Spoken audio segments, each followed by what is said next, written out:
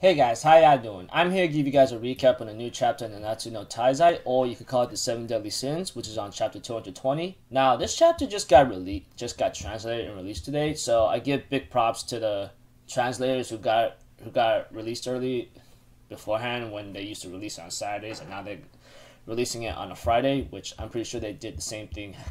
Did the same thing last week. So if anything else, let's just get this started.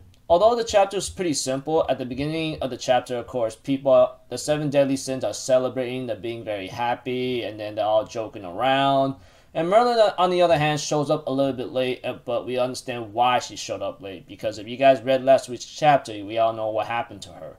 But aside from that, we have to it that everybody was actually happy with each other, seeing how they're all just reunited after for so long, even after starting from the beginning of the 7 Deadly Sins, where they were wanted criminals. Now they became heroes, separated again, fighting the 10 Commandments and the demons, and now they're reunited again, along with Gother having the real Gother back with everything else all together. And of course, like, Diane, of course, is back with King, with growing wings. Elaine and Elizabeth are put together by Diane, while freaking Bond's like groaning like, hey, give me back Elaine, and they all end up celebrating that they are together, etc. We also have to it that Diane asked a question to Gother about like, do you know how Gother brought an end to the Holy War? Although like Escanor tried to bring in some answers, maybe the gods sacrificed themselves to seal the demon clan away, Gother says like, I'm sorry, I can't really tell you that right now because I don't know if it's either I am allowed to tell you or if you accept what I have to say. Although Diane was really guilty about it, Gother says it's all good. But we have to it that like Bond's like, hey, there's no need to worry. But where'd you get your cross-dressing fetish of yours come from? Gother explains that he got it from Bartra, who forced him to wear female clothes to hide his identity. And of course, Bartra made a sneezing sound because I think he was being bad-mouthed. Although, like, we had to it that Hawk does convince Elizabeth that maybe you should forget what they told you, etc. Although, like, Elizabeth thinks back after Diane tells her of seeing an Elizabeth that's 3,000 years ago that looks exactly like her, and then we have to it that Kane is one.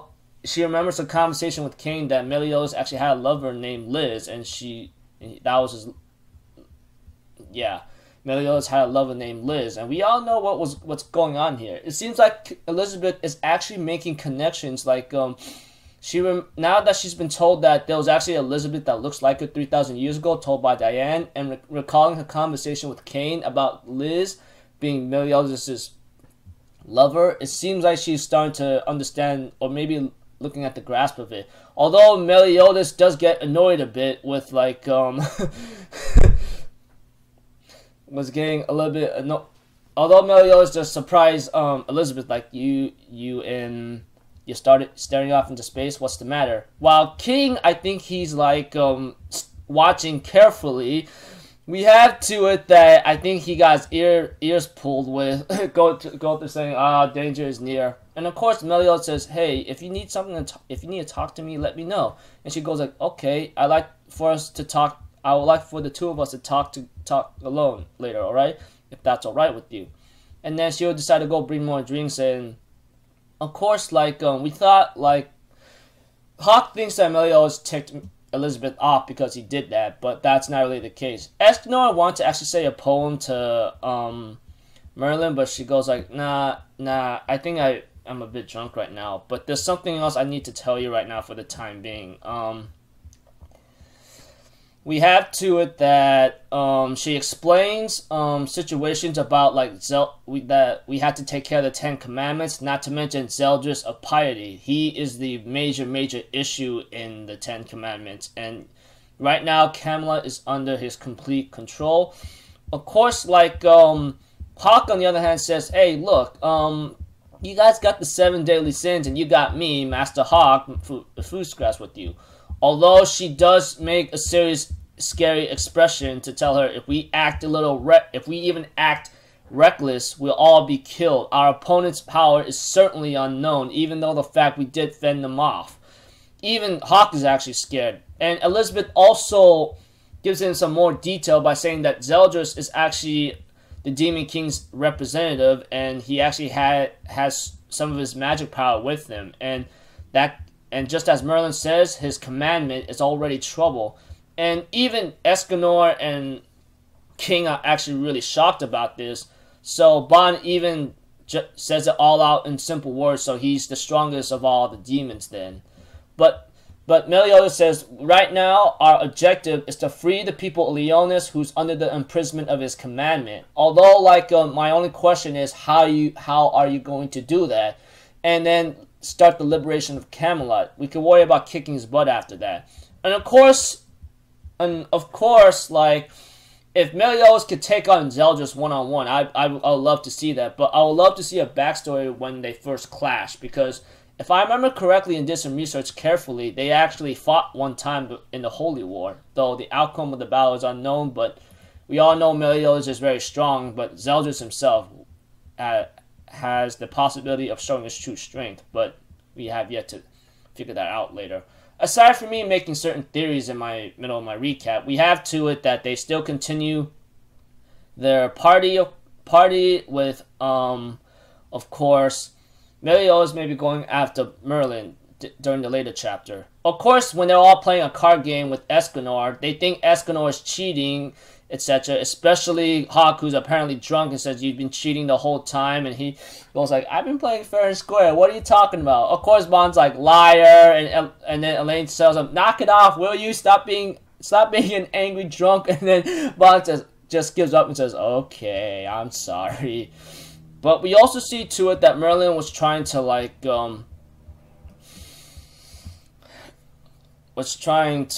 take a look at a couple things. But we also see to it that Meliodas actually talked to Merlin about what happened, seeing that she's still damaged from the attack of Zeldris when she was doing a trance state with someone. Although, Merlin was trying to shake this off right now, but Meliodas like, you ain't gonna fool me. I've known you for a long time. It's written all over your face. You've gotten really beaten right now. One more thing. Another thing, too, that Meliodas also mentions is that your objective isn't to save the people of the kingdom, but not to liberate Camelot and not even defeating Zeldris, but you want to protect King Arthur, don't you? And all Meliodas says, please, I can't lose Arthur. He's my only hope. And Escanor was actually eavesdropping on the conversation, which is pretty scary. And the message does end up with hope and despair are two sides of the same coin. Pride's dignity begins to waver. Although, I do not know, if it's really Escanor himself, but one thing for sure, I will say for the fact that a lot of things is gonna have to be answered very soon, especially after what happened in this chapter. Despite the chapter, like I said, being a major party for the 7 deadly sins, along with everyone else having fun, etc. But there are some things that they have to solve, such as Zeldris' piety and commandment of piety, along with him having to save King Arthur. Well, I call him King Arthur because I'm used to saying that. And I'm pretty sure all you guys know that Merlin and Arthur are very familiar of hearing their names, and we all know where they come from. And just by the looks of it, it looks like Merlin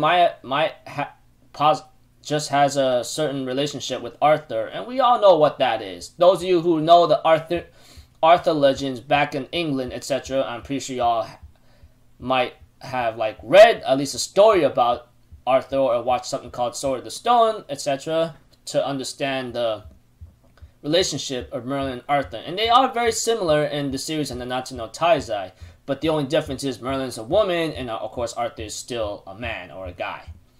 We all know that. But aside from major contingencies and me having certain theories and hypotheses about what's bound to happen next, we have to it, of course, Escanor does eavesdrop on Merlin and Meliodas' conversation about Arthur being her hope.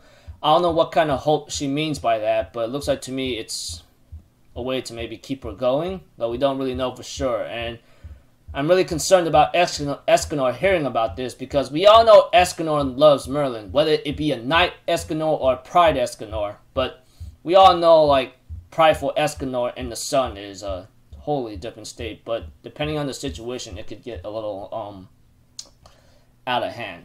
But aside from me having like making detailed summaries about this, etc., along with my freaking like theories and hypothesis, things could get a little hectic from here on out. And so until then, I'll see you guys in my next video. So I'm Alpha Zero. Have a good day, and I'll see you guys next time, right? Peace out. Bye bye. Toodaloo.